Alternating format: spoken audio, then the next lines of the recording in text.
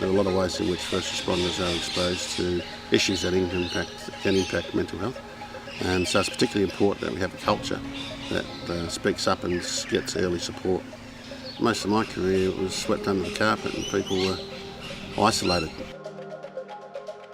You only have to deal with a couple of members at the Police Association and understand just how big the impact can be on their life. When they walk into danger and traumatic circumstances, they never know if they're going to walk out the same way they went in there. Classic example is obviously attending road trauma, and for our officers, like we're talking in the country today, they're an area that's an issue that really affects country areas.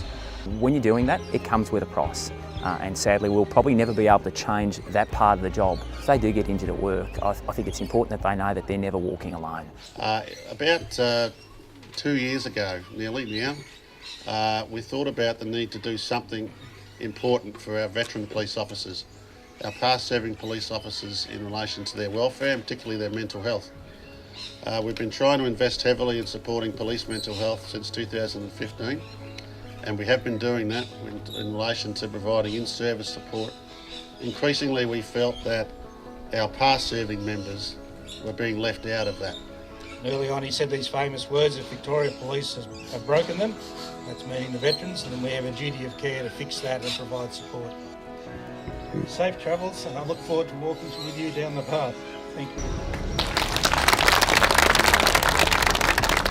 Go! Good luck, Chief Commissioner, and thank you, Mallacoota.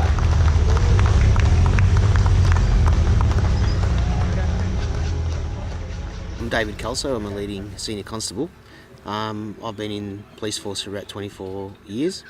Between 18 months and 2 years ago, Graham said to me that, I'd like to go for a walk. I thought he meant a few laps around the Nova one afternoon perhaps, or something like that, but he said he'd like to walk from Mallacoota to Mildura. It's the longest distance of 1,000 k's. It's almost exactly 1,000, so I thought, well, 1,000's probably a bit beyond me. Maybe I could talk to the Police Association and they might be interested to do half, and it'd be an excellent way to collaborate. Well, Graham had a great idea. He thought about Mallacoota to Mildura.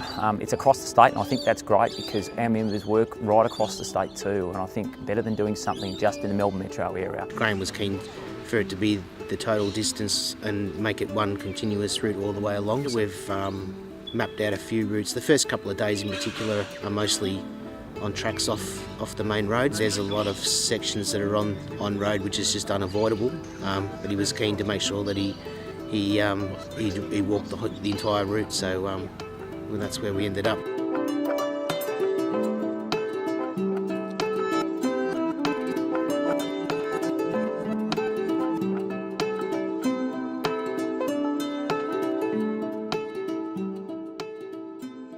Body's feeling pretty good.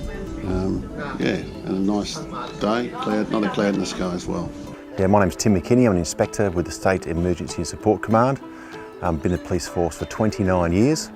I'm here as the Police Forward Commander, eastern side of Victoria, with the Chief Commissioner's Party on the Heads Head Walk. We've got 8 or 9 kilometres through the forest till we hit the Princess Highway, and then we've got the main road for a while and heading in a westerly direction.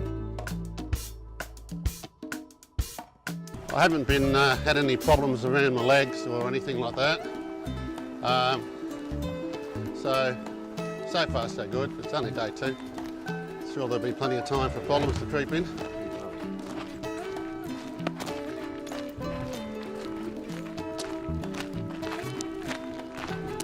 We're just trying to get some satellite coverage. The Chief's got to dial in to an important meeting, so work's not stopping, although neither are we actually. We're walking as well, so it's going to be a mobile meeting via satellite phone to Melbourne. So.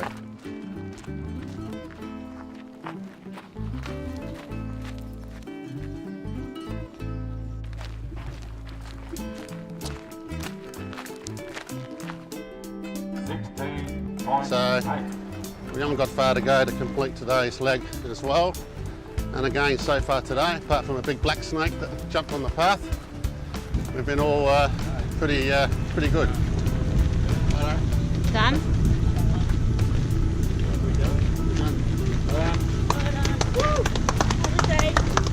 All right, another one done. Good. Get ready for tomorrow on the bitumen.